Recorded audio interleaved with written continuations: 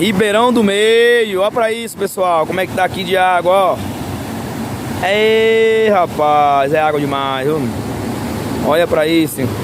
E ainda neblinando, viu? Tá chegando mais água ainda.